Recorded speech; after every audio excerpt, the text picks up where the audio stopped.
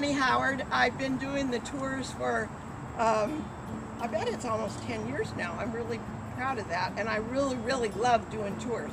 If you have a group, belong to a group, and you want to organize a tour, I love doing the ones during the week, so you can contact the cemetery office here and ask if you can have a tour with your group, and ask for Melanie Howard. And if I'm available, man, I'd love to do it for you. Now, the tour that you're here for today is the soap opera tour. This one is called Young and the Restless. And it's about a little damsel in distress. And the man, Cyrus Wheeler. Now, Cyrus Wheeler's right around the corner here. And he worked for the Central Pacific Railroad. This little damsel in distress was down in Old Sac. And she was riding the train. And then she had to switch trains. And she decided she had time enough to go to breakfast.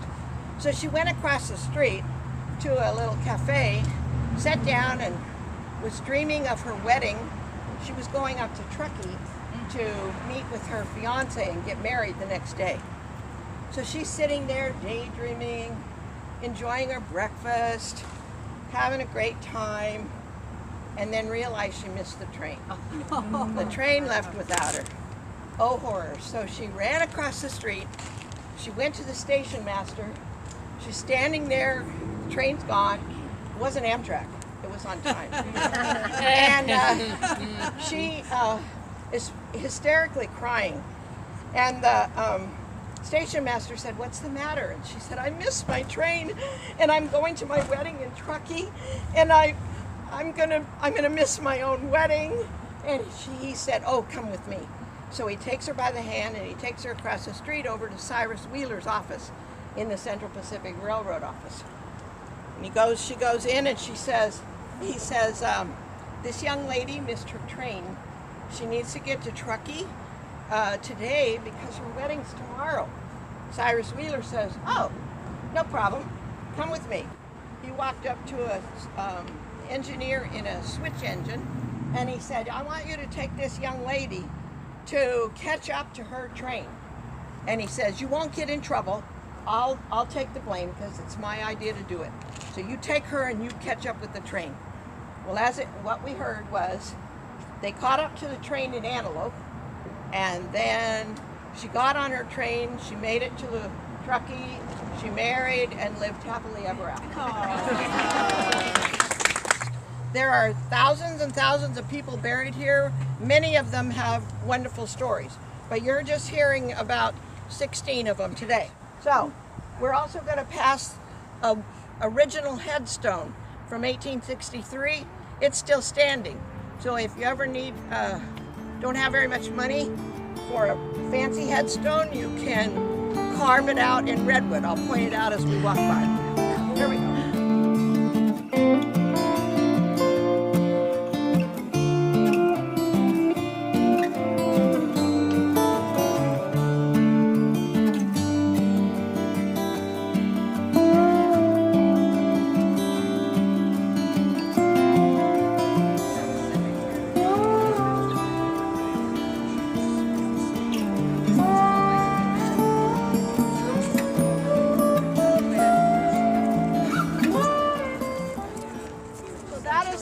I was talking about, and when the Old City Cemetery Committee first started working here, it was 100 years after this was placed here, and you could still read it.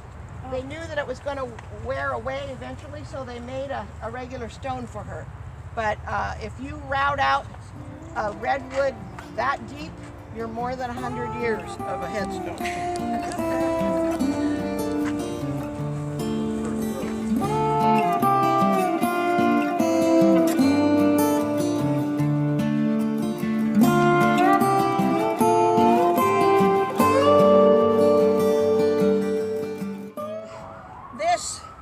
Opera is called Dynasty.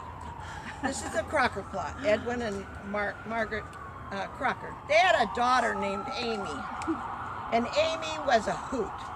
That gal in those days did everything that a young lady wasn't supposed to do. She was avant-garde, rich, felt like because she was so rich she should be a princess, her goal was to marry a prince, and she kept trying it until she got it right, and I guess she kind of got it right toward the end. So her names were Crocker, Ash, Gillig, Mishkakov, Galatazine, and Gorod. The last one's Gorod, Amy Gorod. Not Taylor? And one guy was a Russian who said he was a prince, and he wasn't. And then she divorced him. She married the winner of a poker game, that was Ash. She had a baby by Porter Ash, but then realized that she didn't want to be married to him, so she divorced him. And then she married the loser of the poker game. She had affairs with the Baron in Japan, Takamine. She had a fling with the wild man of Borneo and barely escaped with her life by the hair on her head, because the headhunters would have gotten her.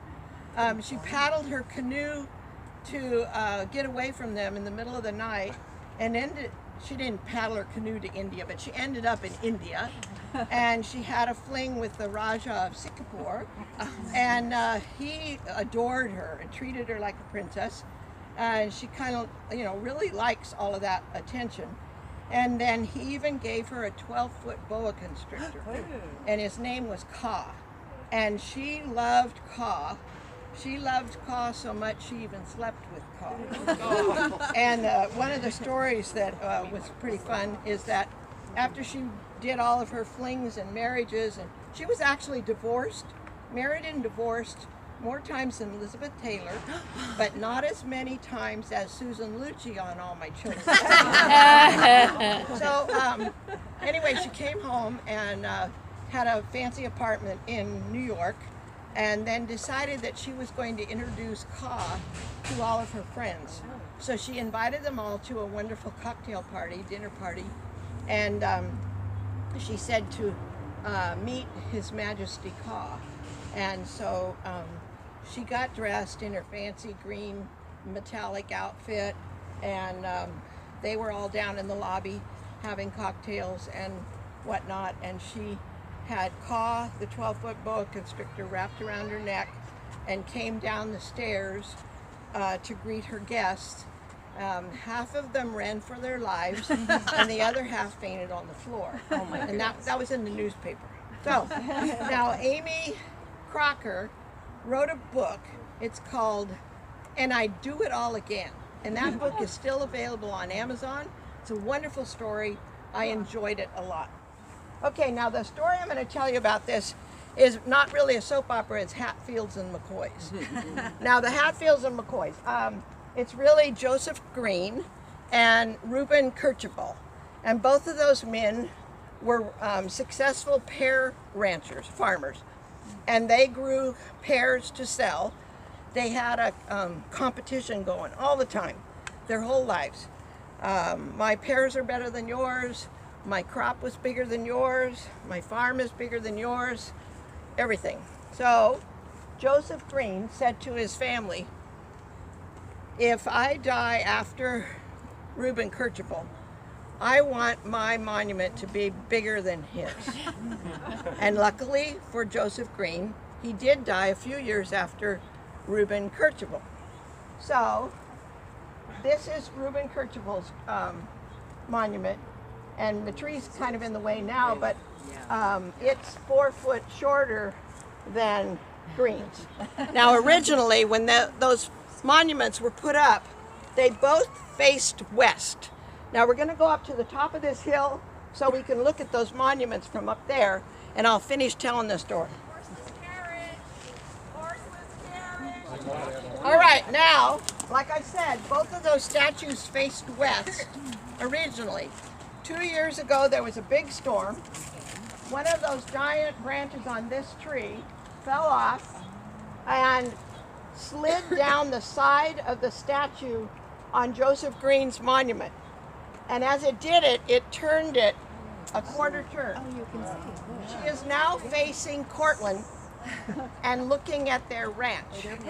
So now he's saying, I can see our property better than you can. I love it. That's cute. That's cute. Now we're going to go back down the hill a little bit.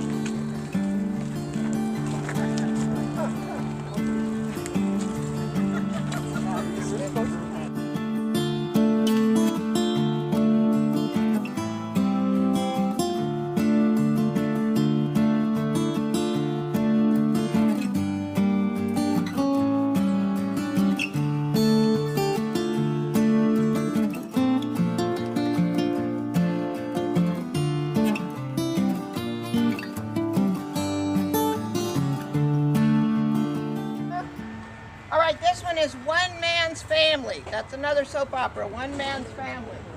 And this is Mr. Van Voorhees. Albert Van Voorhees came from Holland, thank you, when he was 17 years old. And he came here and he tried gold rush, finding gold. Because in those days they said, the word got back to everybody that gold was on the ground, just nuggets. You walk around, you pick up a nugget, and after 3 or 4 nuggets, you're rich. And so all of these people were doing that, and then when they got here, they realized that's a bunch of baloney. The gold was not just sitting on the ground, ready for you to pick up. So anyway, he decided he better learn another trade, or a different thing. So he became a leather person, and he opened up a shop with a friend in Placerville. And he worked up in Placerville for quite a long time. And then he moved back down to Sacramento and operated a horse collar, making horse collars factory here in Sacramento. And he met and married his first wife, Hattie Wadsworth, and they had some children. Their son died and was buried, young, and was buried somewhere else. And then when his wife died, Van Voorhees paid for this wonderful vault to bury the rest of the family in, and he moved his son, so now the son and the wife were in there. And then when his wife died, he married Georgie Montford. In the meantime, his first father-in-law, Mr. Wadsworth, died, so he put Wadsworth in there. And then Georgie and him were married, and I think they had a couple of kids, and other family members were buried in there. And then Mr. Van Voorhees died, so Georgie put him in there, and then she married their chauffeur, and Mr. Patterson. And then when Georgie died, Mr. Patterson put Georgie in there, and then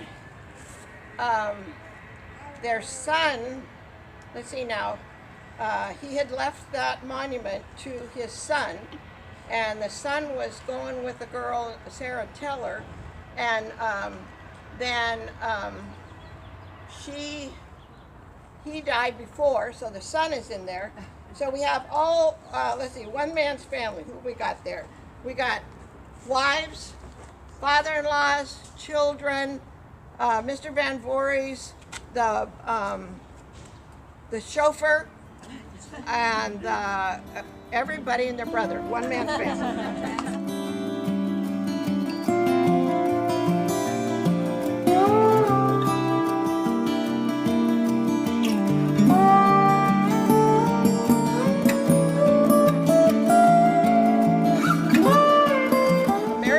Was a young lady. She was actually one of the most successful businesswomen in Sacramento in the early days.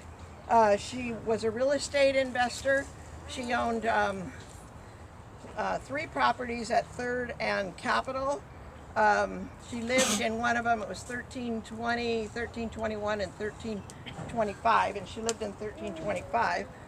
And then she married Mr. Green, and she had a child, and then her son died when he was 17, and that was after she divorced Green and married a deputy sheriff, Mr. Woolson. And then her son died after that. He was poisoned, so she always felt that the deputy sheriff husband, Mr. Woolson, had poisoned her son, and then eventually he poisoned her, or she died of poisoning too. No, that's not right. She died of TB. And I'm thinking because of the TB, she might have had it early on, and it maybe was affecting her brain, so that she was paranoid, you know, and blaming people and all of that kind of stuff. Her casket cost $130. The nameplate cost $8, and her hearse was $10. Most of her estate went to her brother, and he left it to his son, and the son died first, and the girlfriend got it. So it's not really in the McCormick name anymore.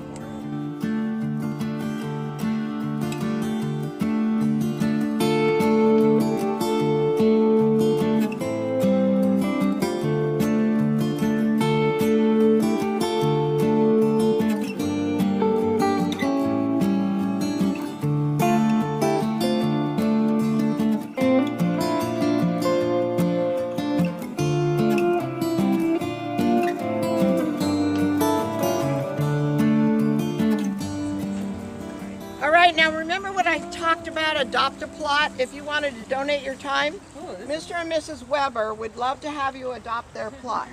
And you could get rid of these weeds, you could plant things that are appropriate for drought resistant and within the guidelines for planting. And you could come and take care of this as often or as not as often as you wanted. But it looks to me like Mr. and Mrs. Weber need some help. The soap opera for this one is Moment of Truth.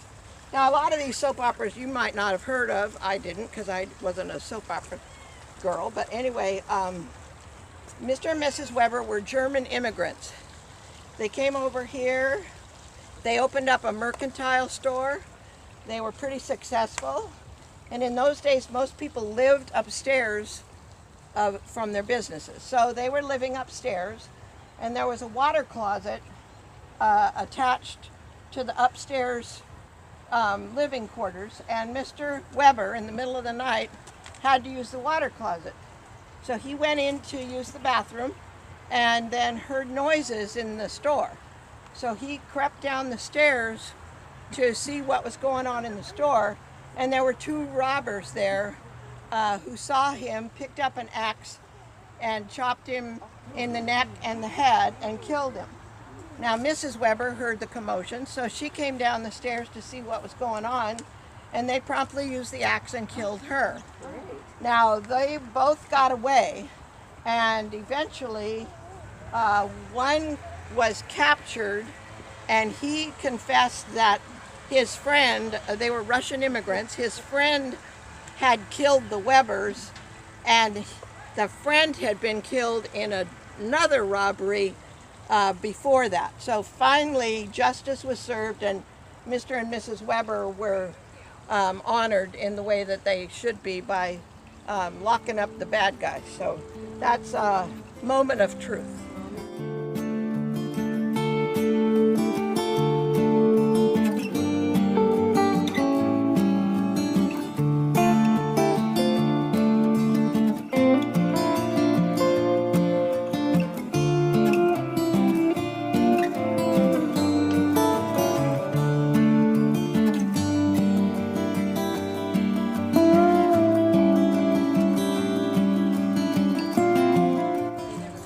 Now, way back by that flagpole is another good story, but we're not walking all the way back there because it's all in the sun and it's not stable traffic way. Anyway, this one's called The Secret Storm, and the story of the dressmaker and the tailor. This is Anton Berry is where he is. That's where he's buried.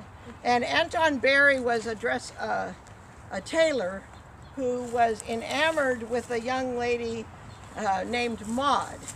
Maud and her mother Elizabeth were dressmakers, and they didn't know that he was in love with Maud, and so Anton told his friends, male friends, that he was in love with Maud and he hoped someday he could marry her, and so they thought it would be so funny if they wrote a love letter to Anton and signed it Maud, and then that would be a big joke.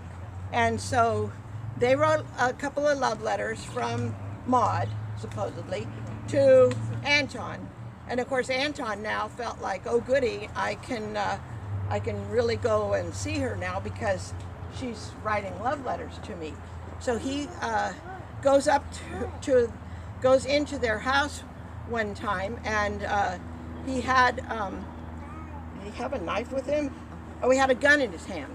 And so he tried to get with her, and she, her and her mom were able to overcome him and then had him arrested.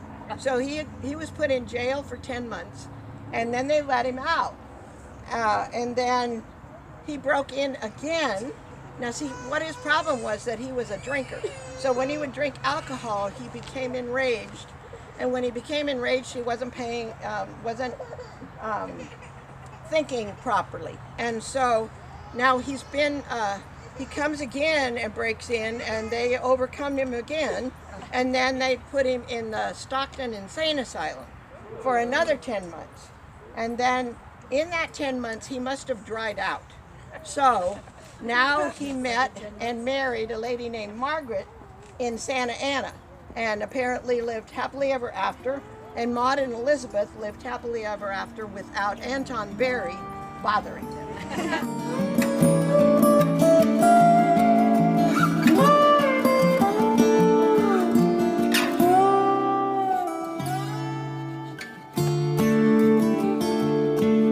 Okay, this is the story. It's called As the World Turns. Not as the cemetery turns, but as the world turns. And this is a story about Jacob Klein, who accidentally, I found his grave right there. So I'm so proud of myself because I did that. And his friend, Josephine Fanny Weitzel. It's Weitzel. I think I'm pronouncing it right, but not being German descent, maybe I'm not. So anyway, Jacob and Fanny, that was her nickname, were friends. And one day they were walking back home from wherever they were, and he talked her into cutting through the schoolyard. Well, then emotion overwhelmed Jacob, and he overwhelmed Fanny, and then they had a thing, and she wasn't real happy about it. And in a couple of months, she definitely wasn't happy about it because she found herself pregnant. Now, in those days, being pregnant and out of wedlock was a horrible, horrible, horrible thing, almost enough to make you kill yourself. She went to Jacob and she said, that little thing that you did caused me to be with child, and I need you to marry me to prevent my reputation from being ruined. And he goes, no, I'm not going to marry you just because of that. And so she was upset and devastated, and feeling the wrath of the rest of the world looking at her belly as it's growing. So she was pretty desperate. She went to the store and she bought a silver shiny pistol. And she went up to him and said, if you don't marry me, I'm going to kill you. And waving this little silver pistol. And he laughed at her and said, you know what, I'd live to be 100 years old before you would get up enough courage to kill me, and just laughed in her face and walked away. Well, that pretty much done her in, so she went back to the store and turned in the silver gun and got a blue metal one, because then it won't shine, sparkle in the dark. And so he was playing, he's a musician, he was playing in the park. It might have even been where Plaza Park is now. They were having a concert, he was playing, and then when they finished, he was walking home, and she came out of the bushes and put the muzzle of the gun to his head and fired and killed him. And when people asked her about it, she said, a life for a life is only fair. So now, in all of the reading that I've done, it doesn't look like she had to go to prison. She met and married another man, and she had Jacob's child, and the man that married her raised the child, and then what was it? Her Charles, her son, married a lady, and then her name was Myrtle Palermo. She's buried around here somewhere too. And then he ended up killing. They were divorced. He ended up killing her. So Fanny killed the dad. Charles, the son, killed his wife, and then he took poison, and they didn't live happily ever after. Okay, now we're going to go back to the that Buckeye Street that we passed.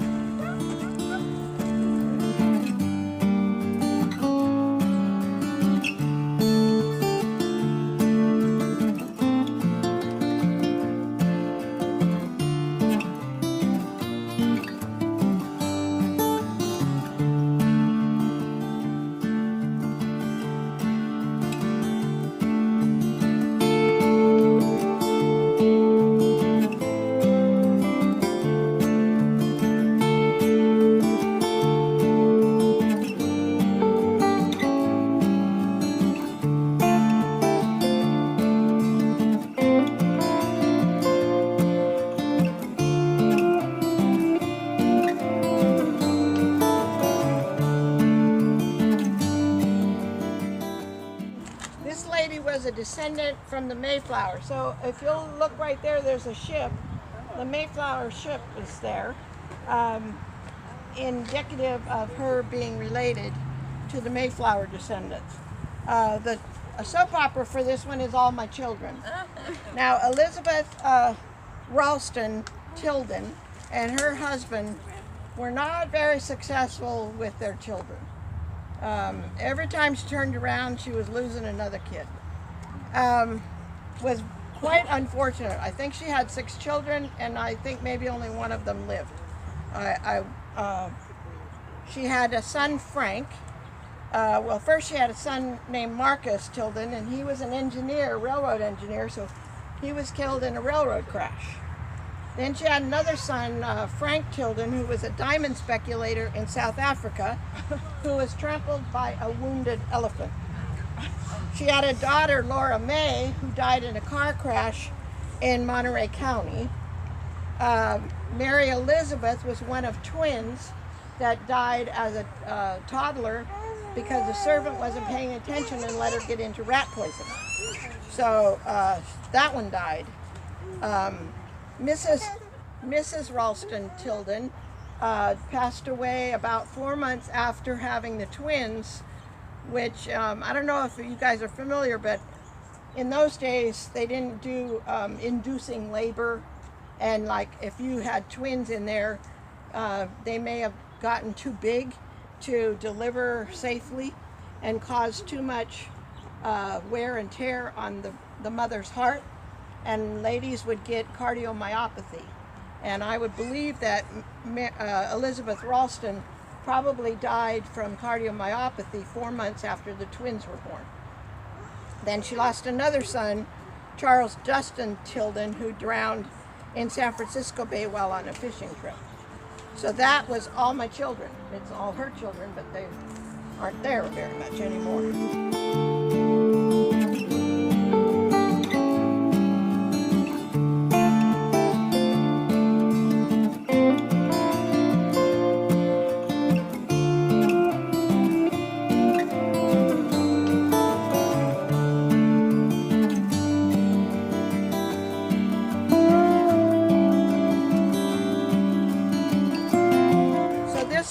Soap opera is called The Brighter Day. Now, Maria Rupp was a beautiful lady who came from Belgium, and her cross that's right there is written in Flemish, so I can't tell you what it says. But at any rate, she was a very successful young lady, beautiful, talented. She owned a saloon, not a brothel. She didn't do any of that stuff in her saloon. She only served drinks and sang to these customers. One of her customers, Peter Metz, was a little bit loony, and he was in love with her. Now, Maria Rupp already had a boyfriend. He was a medical doctor in San Francisco. His name was Francois Noisette or Nozay, however you say it for French. I'm not French either. And she was going to marry him. Now, Peter Metz was bound and determined that he was going to marry her. And so one night he's drinking with his buddies a couple doors down from her saloon, and he mentioned to the buddies that he was going to marry Maria. And the friend said, no, Maria's going to marry her medical doctor in San Francisco. She's not going to marry you. And he said, and the friend didn't pick up on this, if I can't have her, no one can. And then he left the house. And he went 2 doors down to the saloon. He walked in and Maria was singing at the piano. He walked up to her, put his arms around her, and stabbed her in the heart. So he killed Maria. Took her a little while to die because it was just a little nick on the heart, but she bled out and died. So now we have a problem because Maria's buried here, and Francois, her boyfriend in San Francisco, was devastated. He had already donated his body to science. So he added an addendum to the thing about the donation, and he said, but not my heart. I want my heart to be buried next to Maria. So the little stone next to the cross is his heart buried there. And in French it says, to you, my heart, Maria. So that's a love story, The Brighter Day.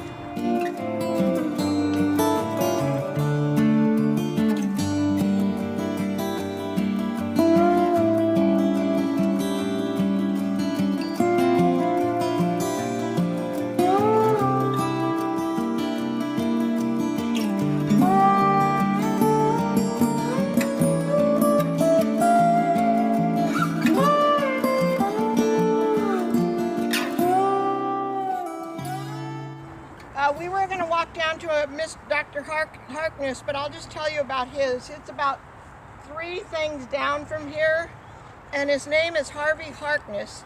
Dr. Harkness came over here, and he was a medical doctor. He went to Oroville and worked as a medical doctor for a few years, and then he had enough, and came to Sacramento and worked, and then he had enough money to retire, and he went abroad. He became very interested in science, and when he came back to San Francisco, he went to the Academy of Science and worked, and then came back to Sacramento and became the superintendent of schools. He was superintendent of schools at the time, and also a friend with Mr. Durant, Thomas Durant, who was active in the Central Pacific Railroad. And they were just finishing the Transcontinental Railroad and taking the Golden Spike from California to Promontory Point, Utah, and Dr. Harkness got to go along on the train trip to Promontory Point. And when it was time for the Golden Spike to be placed in the ground, Harvey Harkness handed the spike to Durant, who then had it put into the ground. So he was prominent in that respect. So he's just down the ways. Now this is the finale, and I saved the best for last because this is my family's plot. And remember I said don't look at weeds, it's not fair, because I haven't been here for 2 months. But when I was a little girl and the cemetery was not being taken care of, it was open to, all the time. The vandals were coming in and tearing stuff up. There was no watering, no irrigation system, so you really couldn't have the plants that you had anymore in the days of Margaret Crocker. But what this was horrible, dry weeds, ugly. And my grandma was buried here. Now that, to my knowledge, that was the only person that was mine in this plot, until later when I started doing genealogy and discovered that everybody in here are my relatives. So I hated it before. What we used to do as a family was get in a car with fresh flowers and drive from cemetery to cemetery on the holidays to put flowers on the graves of your loved ones. And my job as a little kid was to empty the stinky water out of those vases. So I hated that whole thing with a passion. So when my mom died and they weren't doing that anymore, my sister talked her boyfriend into, my sister was 16 years older than I, she talked her boyfriend into driving Miss Daisy around to put the flowers on all the graves. And I told her, I said, if anything happens to you, I want you to know I'm not coming over here and putting flowers on the graves after you die. And she goes, well, you should. Yeah, right. Okay, so I talked her into having a colonoscopy, and they found something, and they said it's really little. We'll fix you. We'll give you chemo and radiation, and they killed her. Oh. So within 2 weeks, my sister was dead.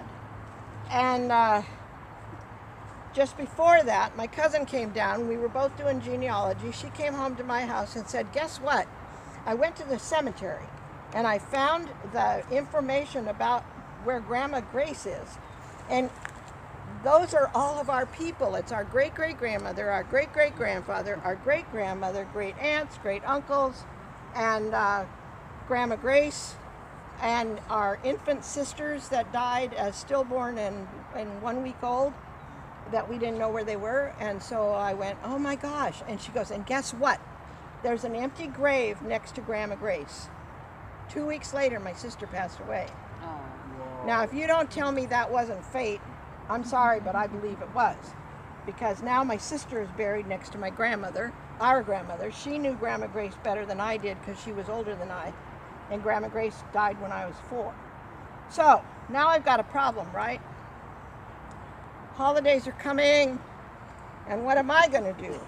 Well, I'm not coming down here and putting cut flowers in those nasty vases. No. And they had an adopt-a-plot system here. So I adopted the plot, and the family helped. We planted plants. We didn't plant these weeds. Somebody else did that. You didn't plant them. And it's automatically watered. So all I have to do is come once in a while, and come more often, to pull the weeds. Now, another genealogy story that was kind of interesting is my great-great-grandmother, Martha Mathena, and her husband Hadley, came over here in 1852 in a covered wagon. And they had Cledora, my great-grandmother, as 6-year-old, and a little boy named Wesley, who was 1. And overland, Wesley died. So Wesley's buried somewhere along the trail.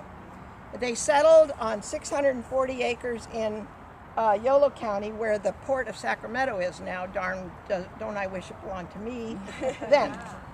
And they had a farm there. And so all they were farmers, nothing really special.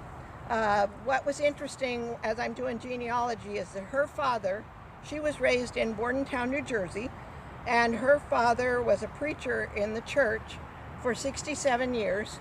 And on Easter Sunday service, when he was 99 years old, or 98 years old, almost 99, he was preaching the Sunday service, and they took his photo. They matted it and framed it. It hung in the church for God knows how long, and then it was put in the basement in a box. And then years later, they looked at it and said, I don't know who that is. So they auctioned it off, and guess what I found on eBay for $29? No. A 115-year-old matted, framed photo of my great-great-grandfather. How did you know it was him? Because I had his photo, a little photo, and said Reverend Alan Thompson. Wow. And how they told me about it is that I had a thing on eBay saying, contact me for anything from Bordentown, New Jersey. So I got an alert. And then I contacted the lady and said, can I have that picture? That's my great-great-grandfather.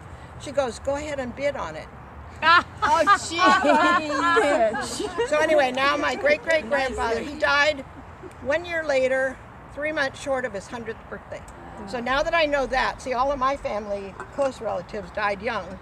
And I thought maybe I would too, because we get cancer. And now that I'm doing genealogy and found out we got 100 and a 99, a 95, I went, okay, I'm going to be one of those. So, And you will. thank you very much. That's the end of it. Fabulous. And if you want a private tour, let me know. I'd sure love to do it. Thank you very much. That was wonderful. Thank you, my dear. You're welcome. Great. Thank you.